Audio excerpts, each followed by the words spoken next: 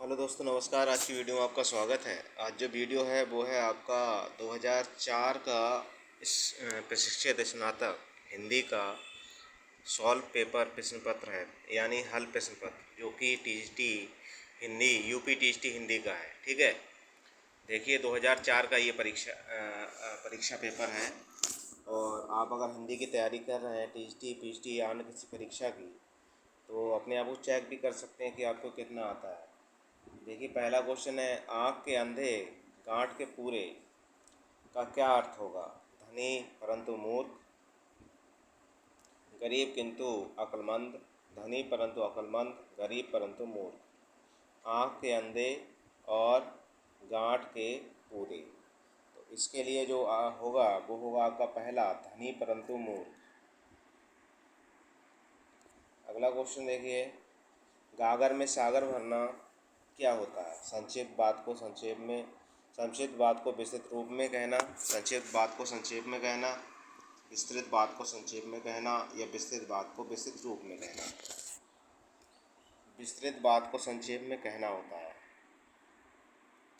अगला क्वेश्चन देखिए, चोर के पैर नहीं होते। चोर के पैर नहीं होते, इसका क्या अर्थ होगा? पापी का मन स्थिर होना, पापी का मन अस्थिर होना, पवित्र व्यक्ति का मन अस्थिर होना, या गरीब का मन अस्थिर होना। चोर के पैर नहीं होते, तो इसका अर्थ होगा पापी का मन अस्थिर होता है। अगला क्वेश्चन है आपका, पेट भरे मन मोदक से कप। पेट भरे मन मोदक से कप का क्या अर्थ है? ये दिया है आपका, पुरुषार्थ से किसी काम में सफलता ना मिलना, सच्चाई व ईमानदारी से किसी काम में सफलता ना मिलना, केवल भगवान के नाम लेने से किसी काम में सफलता ना मिलना, केवल सोचते रहने से किसी काम में सफलता ना मिलना। इस चौथे का आंसर होगा चौथा, केवल सोचते रहने से किसी काम में सफलता ना मिलना।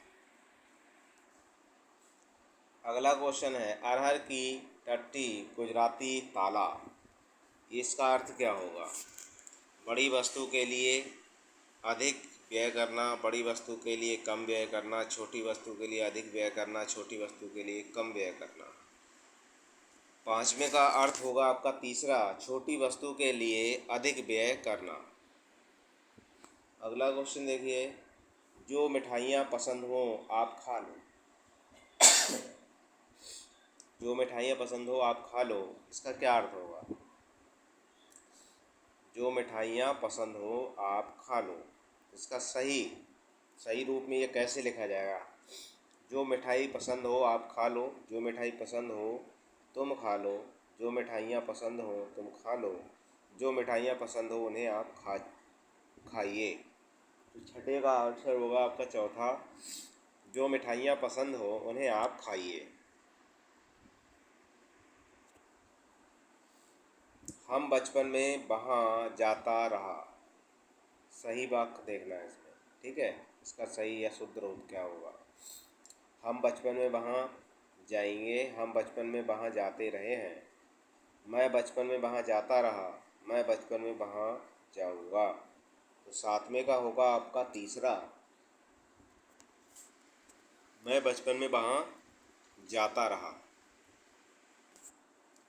अगला क्वेश्चन देखिए, प्रत्येक व्यक्ति कविता नहीं कर सकते। प्रत्येक व्यक्ति कविता कर सकते हैं, प्रत्येक व्यक्ति कविता नहीं कर सकते हैं, प्रत्येक व्यक्ति कविता नहीं कर सकता, हर व्यक्ति कविता कर सकते हैं। आठवें का कौन सा होगा? तो आठवें का होगा तीसरा, प्रत्येक व्यक्ति कविता नहीं कर सकता।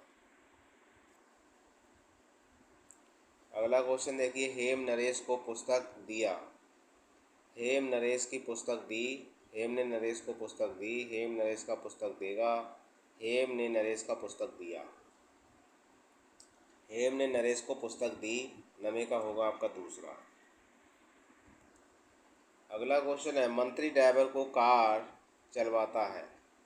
मंत्री ड्राइवर से कार चलवाता है, मंत्री ड्राइवर की कार चलवाता है, मंत्री ड्राइवर के लिए कार चलवाता है, मंत्री ड्राइवर पर कार चलवाता है। इसका अर्थ है मंत्री ड्राइवर से कार चलवाता है। अगला जो क्वेश्चन है इसमें शुद्ध और अशुद्ध छांटना है, इसमें गलती कहाँ पर है? ठीक है, वीर सैनिक कहते हैं कि हम विद्रोही शत्रु का नाश करेंगे, कोई त्रुटि नहीं। इसमें कौन सा गलत होगा? 11 का। तो 11 में जो त्रुटि होगी वो दूसरे में होगी, हम विद्रोही शत्रु, यहाँ पर। ठीक है,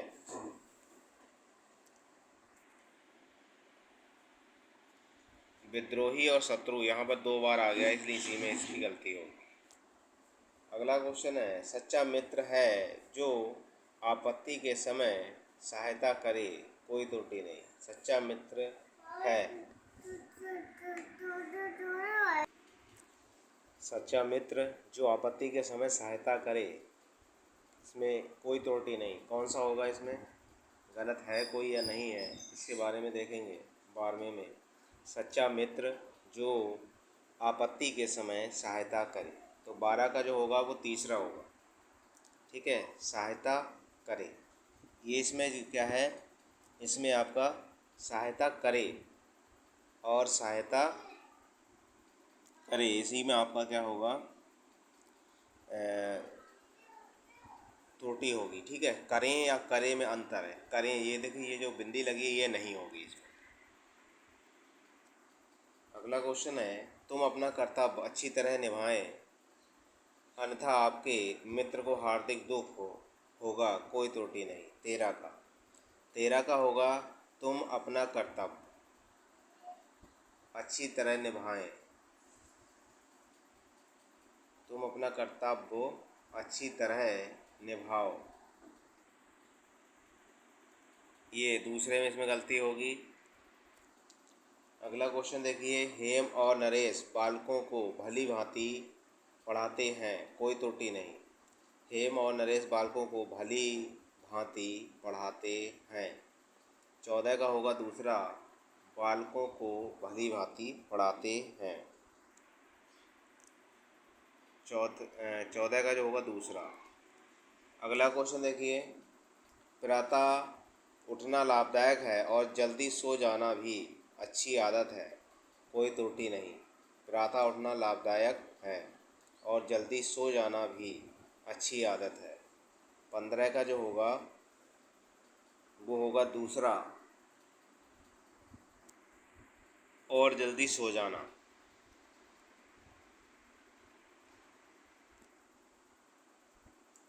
इसमें देखिए 16वें में अंबर, वस्त्र, आकाश और किरण। 16 में क्या है? इसमें जो है 4 शब्द दिए गए हैं और 3 अनेकार्थक शब्द की श्रेणी में आते हैं। जो शब्द इस श्रेणी में नहीं आता उसका उत्तर होगा। ठीक है, अनेकार्थक, जैसे अंबर, आकाश और वस्त्र या किरण। तो इसमें जो नहीं आता वो नहीं आता आपको किरण। किरण जो है वो अनेकार्थक शब्द नहीं है। देखिए, मधु, दूध, शहद या शराब। मधु है, दूध है, शहद है और शराब है। तो 17 का जो आंसर होगा वो होगा आपका शराब। चौथा, मधु, शहद और शराब अनेकार्थक शब्द हैं की श्रेणी में आते हैं। ठीक है, मधु भी आ रहा है, दूध भी आ रहा है और शहद और शराब। मधु, शहद, शराब और दूध जो है वो नहीं आता है।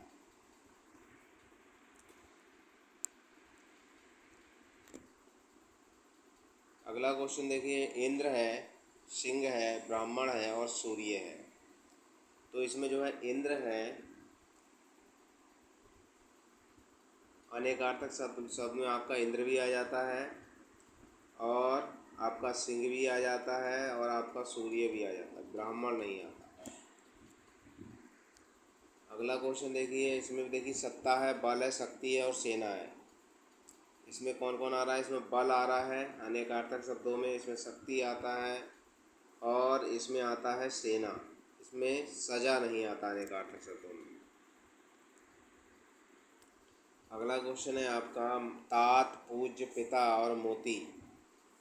तो इसमें देखिए तात भी आ जाएगा, इसमें आपका पूज्य भी आ जाएगा और इसमें आपका पिता भी आ जाएगा। अनेकार्थक शब्द की श्रेणी में आते हैं मगर मोती नहीं आता। अगला क्वेश्चन देखिए, घर आया भी नहीं निकाला जाता, मेहमान, कुत्ता, रिश्तेदार या ब्राह्मण। कौन सा शब्द इसमें फिट होगा? तो इसमें होता है कुत्ता। कौन सा आएगा? घर आया कुत्ता भी नहीं निकाला जाता। अगला क्वेश्चन देखिए, अगला है, धोए जो 100 बार तो धोए ना सेब, कपड़ा, आदमी, काजल या कंधा। तो 22 का जो आंसर होगा वो होगा कपड़ा। अगला क्वेश्चन है आपका, ज्यों ज्यों भीगे त्यों तो भारी होए, कमरी, कमली, उबरी, कर्जा। 23 का आंसर होगा पहला कमली, कमरी। ठीक है। 24 का देखिए, के मुंह में हाथ डालना, कुत्ते के, बकरी के, शेर के या गीदड़ के। तो शेर के मुंह में हाथ डालना होता है। 25वां क्वेश्चन है, दान की बचिया के दांत नहीं देखे जाते, तो दान की बचिया के दांत, कान नहीं होगा, यहाँ होगा दांत। अगला क्वेश्चन है, किस रस का संचारी भाव गुरता, गर्व, हर्ष आदि होता है, श्रृंगार, वीर, वात्सल्य या रौद्र। तो गर्व है, हर्ष है या उत्साह है, तो ये आपका किसका होता है? वीर रस का। 26 का जो आंसर होगा वो दूसरा होगा। अगला क्वेश्चन देखिए, राग है कि रूप है कि रस है कि जस है कि तन है कि मन है कि प्राण है कि प्यारी है। उपरोक्त पंक्तियों में रस है, श्रृंगार, बादशाह, अद्भुत या शांत। 27 का जो आंसर होगा वो होगा तीसरा, अद्भुत। किस रस का संचारी या उद्दीपन भाव बादल की घटनाएं, कोयल या बोलना, पसंद, ऋतु आदि होते हैं, श्रृंगार, बात्सल्य, अद्भुत या शांत। 28 का जो आंसर होगा वो होगा पहला, श्रृंगार। सोहत नव सोहत कर नवनीत किए, घुटु कन चलत रेणु तन मंडित, मुख दधि लेप किए में कौन सा रस है? रौद्र है, शांत है या श्रृंगार है या बात्सल। तो इसमें बात्सल रस है। अगला क्वेश्चन है, ये देखिए, पराधीन जो जन नहीं स्वर्ग नरक का हेतु, पराधीन जो जग नहीं स्वर्ग नरक का हेतु। उपरोक्त पंक्ति में कौन सा अलंकार? अनुप्रास, यमक, श्लेष या उपमा। तो 30 का आंसर होगा पहला, इसमें अनुप्रास अलंकार है। अगला क्वेश्चन है, जहाँ शब्दांशों या वाक्यांशों की आवृत्ति हो किंतु उनके अर्थ भिन्न हो, वहाँ निम्न में कौन सा अलंकार होता है? श्लेष, वक्रोक्ति, यमक या रूपक। तो 31 का आंसर होगा वहाँ पर तीसरा, यानी यमक अलंकार होता है। अगला क्वेश्चन है, मुख रूपी चांद पर राहु भी धोखा खा गया, पंक्ति में अलंकार है, श्लेष, वक्रोक्ति, उपमा या रूपक। तो 32 का जो आंसर होगा वो होगा रूपक। अगला क्वेश्चन है, जहाँ किसी वस्तु का लोक सीमा से इतना बढ़कर वर्णन किया जाए, वहाँ असंभव की सीमा तक पहुँच जाए, वहाँ अलंकार है, अतिशयोक्ति, विरोधाभास या अतियुक्ति या उत्प्रेक्षा। 33 का होगा अतियुक्ति।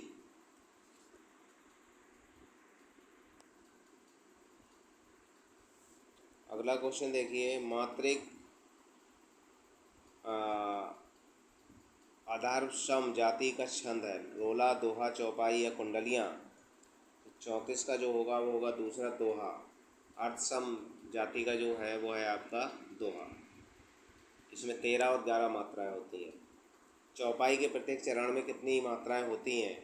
11, 13, 15, 16। तो चौपाई में होती हैं 16। भगवद गीता का संधि विच्छेद होगा, भगवद गीत प्लस गीता, भग प्लस बद प्लस गीता, भगवत प्लस गीता, भग प्लस बद गीता। 36 का जो आंसर होगा वो होगा तीसरा, भगवत प्लस गीता।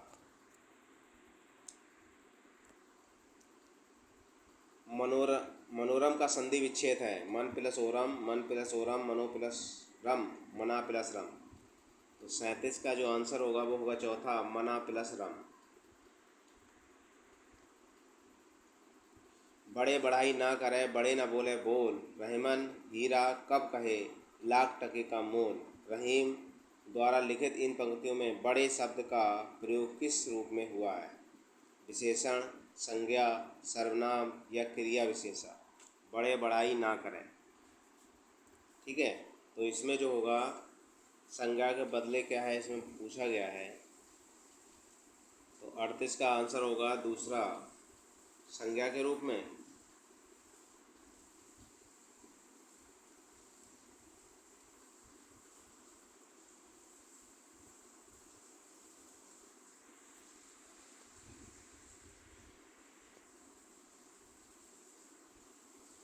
यह काम मैं आप ही कर लूँगा, पंक्तियों में आप है संबंध सर्वनाम, निजवाचक या निश्चयवाचक या पुरुषवाचक, तो यह है निजवाचक। निम्नलिखित में से कौन सा स्त्रीलिंग में प्रयुक्त होता है? ऋतु, पंडित, हंस या आचार्य। स्त्रीलिंग। 40 का जो आंसर होगा वो है पहला, ऋतु शब्द। ऋतु शब्द जो है वो स्त्रीलिंग है। अगला क्वेश्चन देखिए, बिहारी निम्न में से किस काल के कवि थे? वीरगाथा काल के, भक्ति काल के, रीति काल के, आधुनिक काल के। तो बिहारी जो है वो रीति काल के कवि हैं। भक्ति काल की रामाश्रयी शाखा में निम्न में से कौन कवि हैं? भक्ति काल के रामाश्रयी जैसे तुलसीदास जी हैं। ये आपके जो है वो कृष्ण भक्ति शाखा के, ये राम भक्ति शाखा के, ये भी कृष्ण भक्ति शाखा के हैं, और ये जो है सूफी।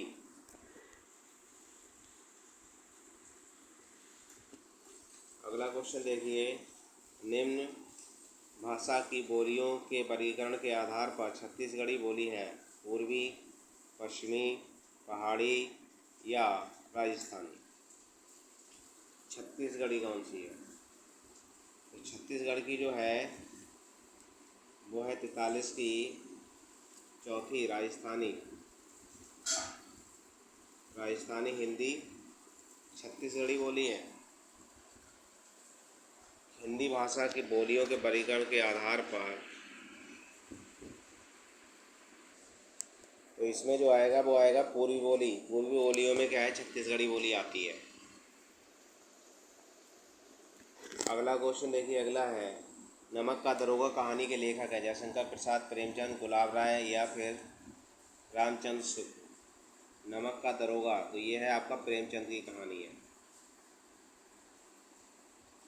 उपन्यास और कहानी का मूल अंतर है इसका आधार, प्रकार, विषय निरूपण, घटना चयन या पात्रों की विविधता। 45 का जो आंसर होगा वो होगा आपका दूसरा, विषय निरूपता। श्रृंगार रस का स्थायी भाव क्या होता है? रति होता है, हास होता है, निर्वेद होता है या शोक होता है। श्रृंगार का होता है आपका रति। श्रृंगार रस का स्थायी भाव रति होता है, करुण का शोक होता है, और हास का हास होता है, शांत का आपका निर्वेद होता है। अगला क्वेश्चन देखिए, प्रेमचंद का एक सशक्त उपन्यास गोदान है, राजनैतिक, धार्मिक, सामाजिक या ऐतिहासिक। तो एक सामाजिक नाटक है ये, और इसे यथार्थवादी भी कह सकते हैं। अगला क्वेश्चन देखिए, सूरदास किस काल के कवि थे? रीति काल, भक्ति काल, आधुनिक काल, उपरोक्त में से कोई नहीं। सूरदास जो थे भक्ति काल के कवि थे। वियोगी हरि जी का पूर्ण नाम क्या है? श्री राम प्रसाद वियोगी, श्री हरि प्रसाद द्विवेदी या हरि द्विवेदी या गिरधर द्विवेदी। वियोगी हरि जी का पूरा नाम। तो 49 का इनका होगा तीसरा, श्री हरि द्विवेदी। अवधी भाषा के सर्वाधिक लोकप्रिय महाकाव्य का नाम है? अवधी भाषा का, तो अवधी भाषा का जो है वो है आपका सर्वाधिक लोकप्रिय महाकाव्य। 50 का आपका आंसर होगा चौथा, रामचरितमानस। अगर दूसरे नंबर पर बात करें तो हमारा हो जाएगा पद्मावत, ये भी अवधी भाषा है। अगला क्वेश्चन देखिए, फिर गीत काव्य की में प्रधानता होती है भावना और गीतात्मकता की प्रकृति चित्रण की उपयोग में से कोई नहीं। फिर गीत काव्य में तो इसमें जो होती है भावना और गीतात्मकता की होती है। अगला क्वेश्चन देखिए, जायसी के सर्वोत्कृष्ट ग्रंथ का नाम है आखिरी कलाम, अखरावट, मधुमालती या पद्मावत। तो पद्मावत इनकी सर्वोत्कृष्ट कृति है। आचार्य महावीर प्रसाद द्विवेदी निम्नलिखित में से किस पत्रिका के संपादक थे? संदेश, साहित्य संदेश के विशाल भारत, सरस्वती या विनय पत्रिका। तो ये सरस्वती के थे और 1903 में इन्होंने संपादन स्टार्ट किया था इसका। अगला क्वेश्चन देखिए, अगला है आचार्य रामचंद्र शुक्ल के निबंध संग्रह का नाम है चिंतामणि, झरना, आंसू, कामायनी। रामचंद्र शुक्ल तो इनका है क्या? चिंतामणि। 55 का जो आंसर होगा वो पहला होगा। 56 देखिए, दुष्ट वंदना के पीछे लेखक का उद्देश्य है। दुष्ट वंदना के पीछे लेखक का उद्देश्य क्या है? एक पैराग्राफ से ये क्वेश्चन पूछे गए हैं। पैराग्राफ क्या था? सामान्यतः दुष्टों की वंदना में या तो भय रहता है या व्यंग, परंतु जहाँ हम हानि होने के पहले ही हानि के कारण की वंदना करने लगते हैं, वहाँ हमारी वंदना के मूल में भय नहीं बल्कि उसकी स्थायी दशा की आशंका है। इस वंदना में दुष्टों को थपकी देकर सुलाने की चाल है, जिसमें विघ्न बाधाओं में जान बच सके। आकांक्षा के उत्पन्न यह नम्रता गोस्वामी जी को आश्रय से आलंबन बना देती है। जब स्फुट अंशों से संचारी भावों तथा अनुभवों को छोड़कर वंदना के पीछे निहित भावना की दृष्टि से देखते हैं तो यह आश्रय से संक्रमित आलंबन का उदाहरण बन जाता है। संतों, देवताओं तथा राम की वंदना पर्याप्त नहीं, इसलिए दुष्टों की भी वंदना की जाती है। इससे दुष्टों के महत्व की व्यक्ति दृष्टि होती है और वह उन्हें और भी उपहास बना देती है। इसी में आपका पूछा गया था क्वेश्चन कि दुष्ट वंदना के पीछे लेखक का उद्देश्य है। दुष्टों को लज्जित करना, दुष्टों को थपकी देकर सुनाना, या दुष्टों को अपमान बचाव करना, या दुष्टों का सहयोग करना। उनका था आपका दुष्टों की थपकी देकर सुनाना।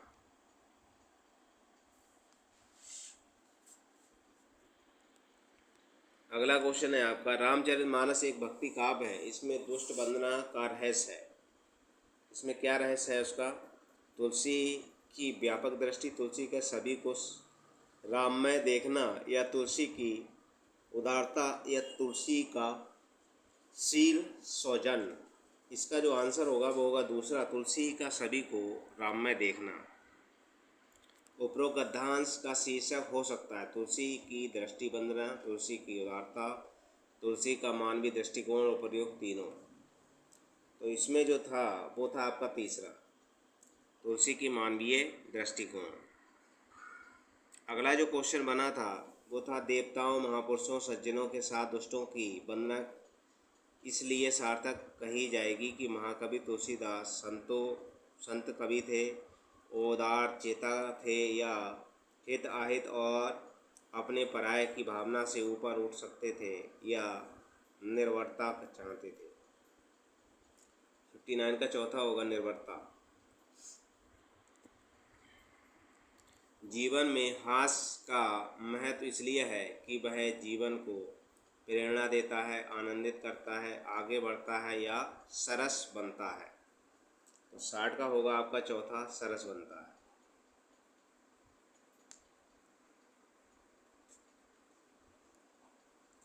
महाकवि भूषण दरबारी कवि थे।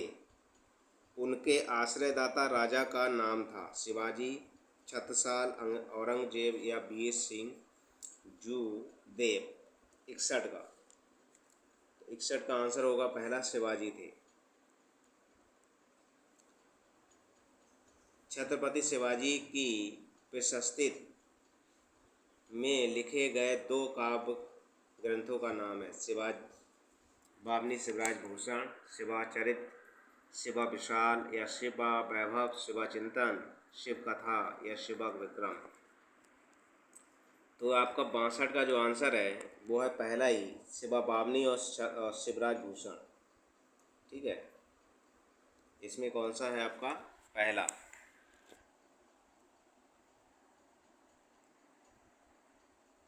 अगला क्वेश्चन देखिए, इस गद्यांश का सार्थक शीर्षक हो सकता है 63 का होगा क्या है, भूषण विवेक, भूषण की बुद्धिमत्ता या भूषण की कला, भूषण का काव्य नायक चयन। ठीक है, तो इससे पहले भी एक गद्यांश दिया था, इसमें क्या है 63 का जो आंसर दिया था वो था भूषण की बुद्धिमत्ता। अगला क्वेश्चन बनता है, छत्रसाल बुंदेला ने किस समय मुगलों का सामना किया, उस समय उनके पास थे 2 सवार और 2 पैदल, 5 सवार और 25 पैदल, 25 सवार और 2 पैदल, 25 सवार और 5 पैदल। 64 का आंसर होगा दूसरा, 5 सवार और 25 पैदल। भूषण का प्रिय काव्य रस है, करुण, शांत, वीर या श्रृंगार। 65 का होगा तीसरा, वीर। उक्त गद्यांश का सही शीर्षक हो सकता है, देखिए इसमें गद्यांश दिया है, लक्ष्मी थी या दुर्गा थी वह स्वयं वीरता की अवतार, देख मराठे पुलकित होते उसके तलवारों की वार, नकली युद्ध व्यूह की रचना और खेलना खूब शिकार, सैन्य घेरना दुर्ग तोड़ना ये थे उनके प्रिय खेल बार, महाराष्ट्र कुल देवी उनकी थी आराध्य भवानी भी, बुंदेले हर बोलों के मुँह हमने सुनी कहानी थी, खूब लड़ी मर्दानी वह तो झांसी वाली रानी थी। तो ये है इसका गद्यांश, उक्त गद्यांश का सही शीर्षक हो सकता है झांसी वाली रानी 1957 का, गदर अंग्रेजों पर आक्रमण या महाराष्ट्र का कुल देवी। तो ये आपका क्या है, झांसी वाली रानी के ऊपर ये कविता है। इस कविता की कवित्री का नाम है महादेवी वर्मा, सुभद्रा कुमारी चौहान, तारा पांडे, मीराबाई। तो 67 का आपका होगा दूसरा, सुभद्रा कुमारी चौहान द्वारा ये लिखा गया है। अगला क्वेश्चन देखिए 68 में, इस कविता में प्रयोग किया गया रस है भक्ति, करुण, श्रृंगार या वीर। तो 68 का आंसर होगा चौथा, इसमें वीर रस है। अगला क्वेश्चन देखिए, कवित्री की अधिकांश रचनाएं हैं सामाजिक हैं, वात्सल्यपूर्ण हैं, देशभक्तिपूर्ण हैं या धार्मिक हैं। तो 69 का होगा आपका तीसरा, यानी देशभक्तिपूर्ण है, सुभद्रा कुमारी चौहान की कविता है। खूब लड़ी मर्दानी बैठो झांसी वाली रानी थी में मर्दानी शब्द का अर्थ है वीरांगना, पुरुषों जैसी, पुरुषत्ववान या लड़ाकू। तो 70 का आंसर होगा तीसरा, पुरुषत्ववान थी।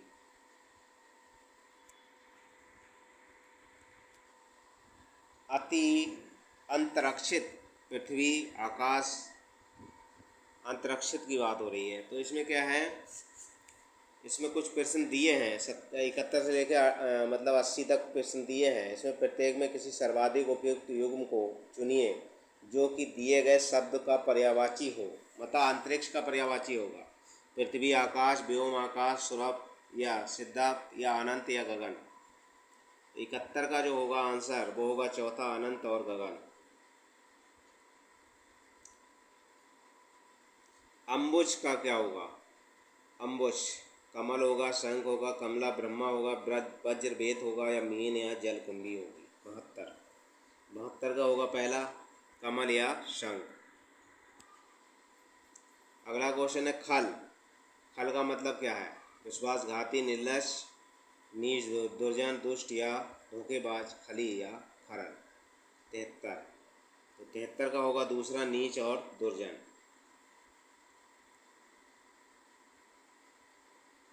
तृण का अर्थ क्या होगा, तुच्छ या अलप, घास या पत्ता, तिनका या घास, लता या द्रुम। 74 का होगा तीसरा, तिनका या घास। क्षुद्र का मतलब क्या होगा? कंजूस या कृपण, निर्धन या दरिद्र, अल्प या मामूली, नीच और अधम। 75 का 75 का आंसर होगा आपका चौथा, नीच और अधम। उग्र का तीव्र या रौद्र, प्रचंड और क्रोधी, उत्कट और घोर, शिव और सूर्य। 76 का 76 का होगा दूसरा, प्रचंड और क्रोधी। बटोही का अर्थ क्या है? बटमार और एकांकी, असहाय और दुर्गम, पथिक और राहगीर, पाथे और मेघ। 77 का 77 का बटोही, बटोही किसे कहते हैं? तो बटोही के लिए होगा पथिक और राहगीर। वृद्ध में क्या होगा? यश, ख्याति, बीज, मूल, वृक्ष और पौधा, विधि और वियोगी। वृद्ध के लिए तो वृद्ध के लिए यश और ख्याति होता है, समानार्थी।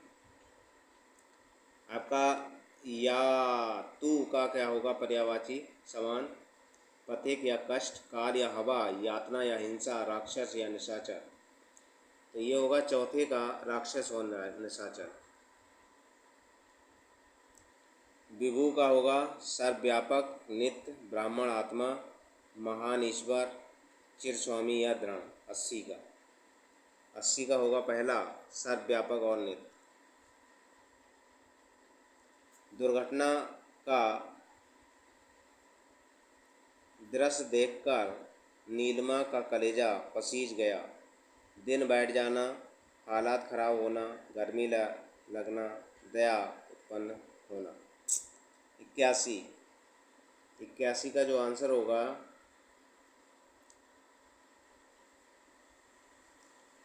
वो होगा आपका कौन सा?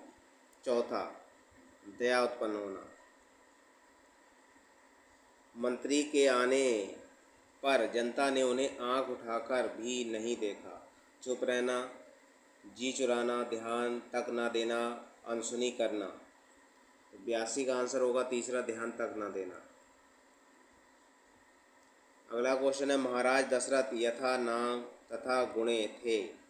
नाम मात्र के उपयोगिता, जैसा नाम वैसा ही गुण, उपयोगिता विहीन या गुणवान। 83 का आंसर होगा दूसरा, जैसा नाम था वैसे ही गुण थे। बार बार नाक रगड़ने पर भी पुलिस ने अशोक को नहीं छोड़ा। विनती करना, खुशामद करना, अधीन होना या बीमार पड़ना। तो 84 का आंसर होगा पहला, विनती करना।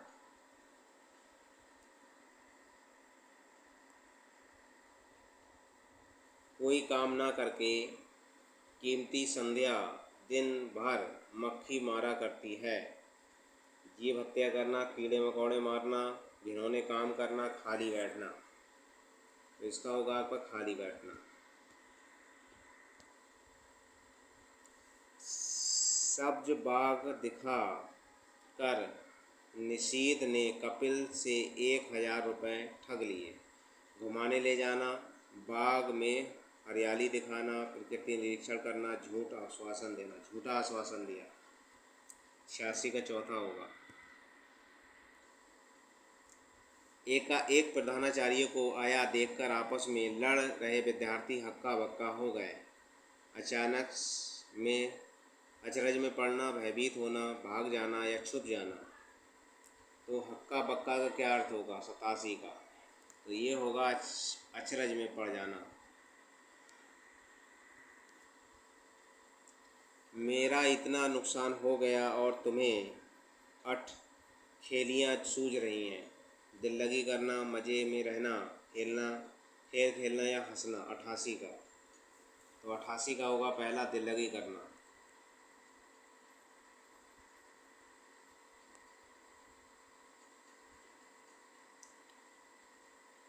किसी अजनबी को देखकर कुत्ते आपे में नहीं रहते, वो करने लगते हैं।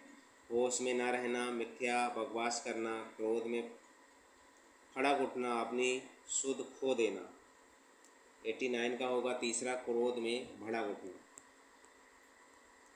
विपिन को समझाना बेकार है, वह तो औंधी खोपड़ी है। बेवकूफ़ आदमी है, निपट मूर्ख है, खोपड़ी उल्टी होना, सोते रहना। 90 का जो आंसर होगा वो दूसरा होगा, निपट मोड़। अगला ये गद्यांश दिया है इसमें, और इससे संबंधित जो है क्वेश्चन आपके होंगे 91 से लेकर के 96 तक। देखिए क्या है ये पैराग्राफ। अस्ताचल रवि चल छल छल कब छवि, स्तंभ विश्व कवि जीवन उन्मत्त, मंद पवन बहती सुधि रह रह रहे, और परिमल की कहे कथा पुरातन, दूर नदी पर नौका सुंदर, देखी मृदुतर बहती ज्यों स्वर, वहाँ स्नेह की पिरतनु, देह की बिना गेह की बैठी नूतन, ऊपर शोभित मेघ सत्रसित, नीचे अमित नील जल तोलित, ध्यान नयन मन चिंतय प्राण धन घन, किया शेष रवि ने कर अर्पण। तो इसमें क्वेश्चन जो है इस कविता में का सार्थक शीर्षक हो सकता है दीप्सान का आसमान, दिवागमन, या अस्ताचल कवि, या रवि का अर्पण। तो इसमें क्या है, दिवागमन।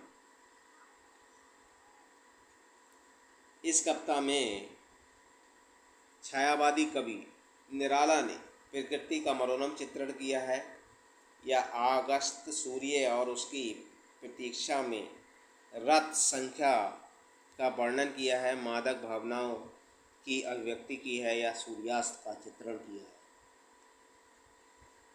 92 का दूसरा होगा इसमें। अगला क्वेश्चन, इस गद्यांश में प्रयोग किया गया शब्द पिरतनु अर्थ रखता है, प्रमुदी, या क्षीण, मृत, या प्रेत। पिरतनु 93 का अर्थ होगा दूसरा क्षीण।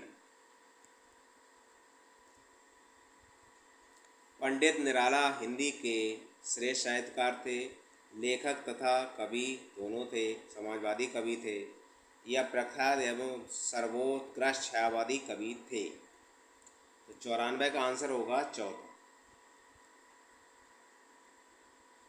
उपरोक्त गद्य में प्रयुक्त गेह शब्द का प्रयोग अर्थ रखता है, गेहूँ, एक जीव, घर और द्वार।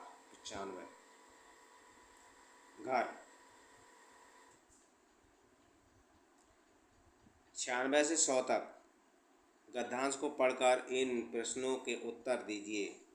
आज क्यों तेरी वीणा मौन, शिथिल शिथिल तन, थकित हुए कर स्पंदन भी भुला जाता डर, मधुर कशक सा आज हृदय में आन समाया कौन, झुकती आती पलकें निश्चल, चित्रित निद्रित से तारक चल, सोता पारावार ध्रुवों में भरवर लाया कौन, आज क्यों तेरी वीणा मौन। इस कविता के रचयिता हैं सुमित्रा नंदन पंत, सुमित्रा बाई चौहान, महादेवी वर्मा, या मीराबाई। 96 का आंसर जो होगा वो है तीसरा, महादेवी वर्मा। नीरजा से उद्धृत इस कविता का आशय है, न जाने आज क्यों उनकी हृदय तंत्री बज नहीं रही, दुखों की आपूरित हृदय तथा नेत्रों के अश्रु में होने के बावजूद वीणा मौन क्यों है। विरह, तीसरा दिया आपका, विरह व्यथा की कशक मन तन मन को व्याकुल बना रही है, फिर भी आहे नहीं भरी जाती, रहस्य प्रकट करने में न जाने मैं क्यों असमर्थ हूँ। विरह व्यथा की कथा अकथनीय है। 97 का। तो 97 का जो आंसर है वो है आपका पहला। न जाने आज क्यों दुखों का आवर्ती हृदय के नेत्रों का आश्रित होने के बावजूद वीणा मौन क्यों है, यह है दूसरा है। इस कविता का उपयुक्त शीर्षक होगा सुधि बन छाया मौन, आज क्यों तेरी वीणा मौन, हृदय में आन समाया कौन, मौन वीणा का रहस्य। 98 का आंसर होगा दूसरा, आज क्यों तेरी वीणा मौन। कवित्री के बारे में है निर्विवाद सत्य है कि वह सर्वोत्कृष्ट कवित्री थी। साधना की दूसरी मीरा थी। छायावादी भय में न होकर अपनी विशिष्ट पहचान रखती थी। सुप्रसिद्ध छायावादी कवित्री थी। 99 का होगा दूसरा, साधना में दूसरी मीरा थी। 100 क्वेश्चन है। भाव व्यंजना की दृष्टि से यह करता है। ध्रुवोद रचना है, श्रेष्ठ रचनाकारों में एक है। आरंभित रचना है या प्रकृति चित्रण की दृष्टि से बेजोड़ है। 100 का आंसर होगा आपका दूसरा, श्रेष्ठ रचनाकारों में एक है। अगला क्वेश्चन देखिए, कमल के बारे में देखिए, नीचे दिया गया है। एक शब्द दिया गया है जिसके नीचे 4 शब्द अंकित हैं। इनमें से एक शब्द दिए गए शब्द का समानार्थी है। समानार्थी शब्द चुनना है। देखिए कमल का समानार्थी कौन सा होगा? परिजात होगा, रजनी होगा, विभावरी होगा या भामिनी होगा। तो 104 का जो आंसर है वो होगा पहला, परिजात। अगला क्वेश्चन है आपका, कलानिधि का समानार्थी होगा नीर, हिमांशु, अम्बु या आगार। तो 102 का होगा आपका दूसरा, हिमांशु। तुंग का होगा क्या? उन्नत, प्रचंड, नारियल या पुत्रांग। तो 103 का जो आंसर है वो है पहला आपका, उन्नत।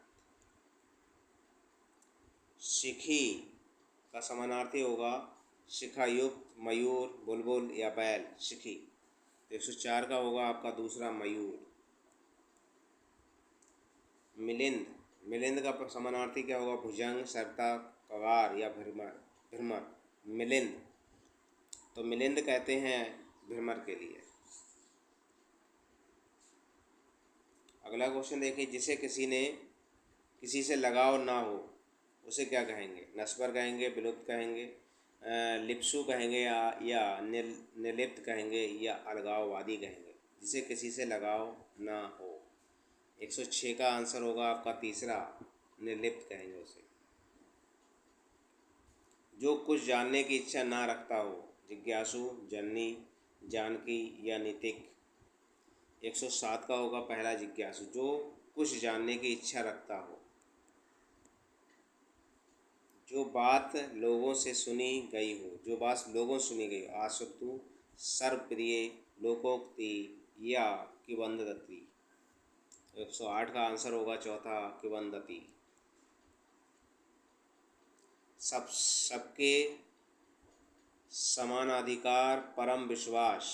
अधिकारी, समाजवाद, प्रगतिवाद या अधिकारवाद।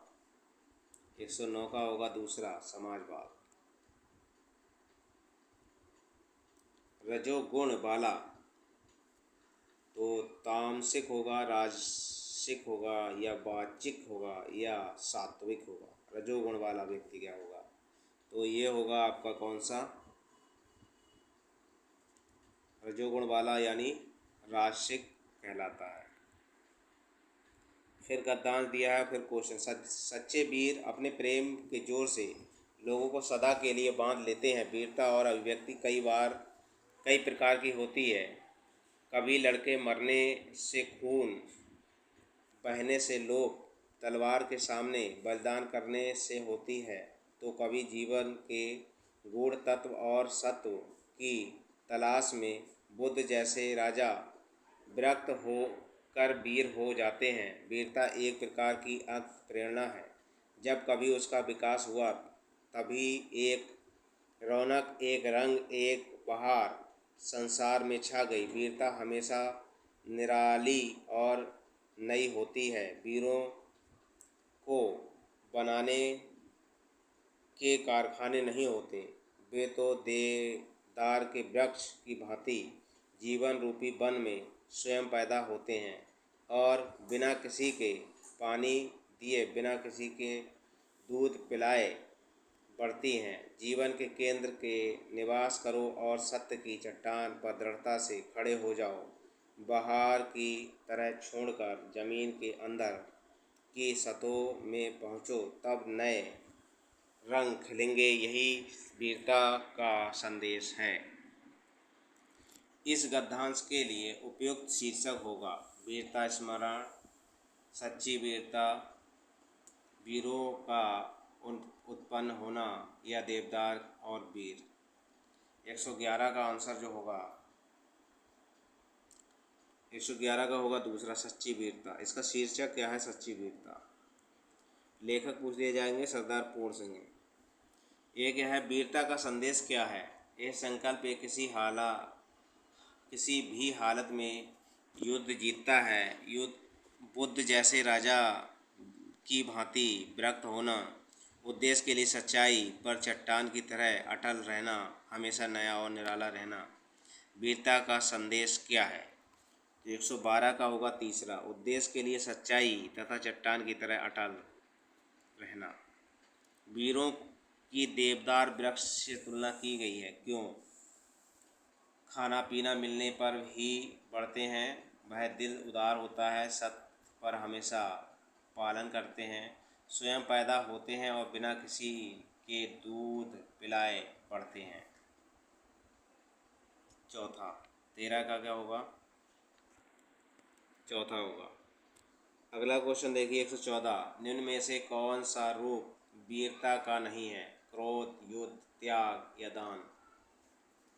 तो 114 का जो होगा वो होगा पहला, क्रोध।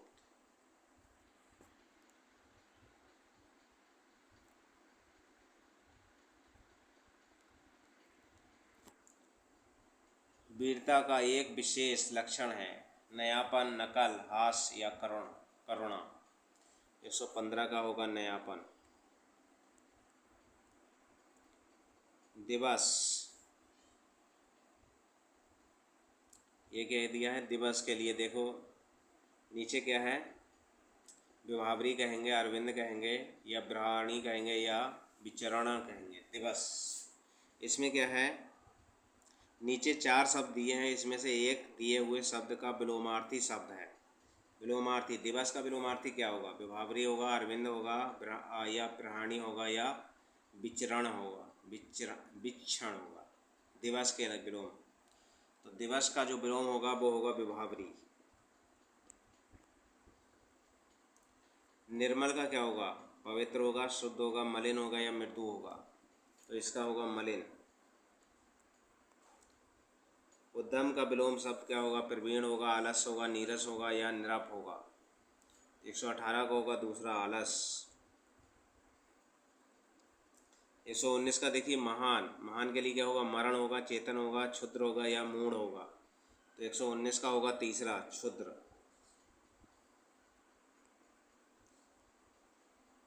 यह क्या है? ध्रुति के लिए क्या है शब्द? तो ध्रुति के लिए क्या कहेंगे? कभी कहेंगे, प्रभा कहेंगे, ज्योति या अंधकार। ध्रुति, तो ध्रुति का मतलब होता है आपका अंधकार। इसमें क्या था? ये था ध्रुति। अगला क्वेश्चन क्या है? नीचे 125 तक क्वेश्चन दिए गए हैं। स्वर तथा मात्रा की दृष्टि से शब्द को अशुद्ध रूप में लिखा गया। नीचे दिए गए 4 विकल्पों में से शुद्ध रूप चुनिए। क्या है शुद्ध रूप? कौन सा है? निलिप्त है, निर्लप्त है, निर्लिप्त है या निर्लिप्त है। 121 का कौन सा होगा? तो 121 का होगा आपका तीसरा, निर्लिप्त। ये वाला सही है।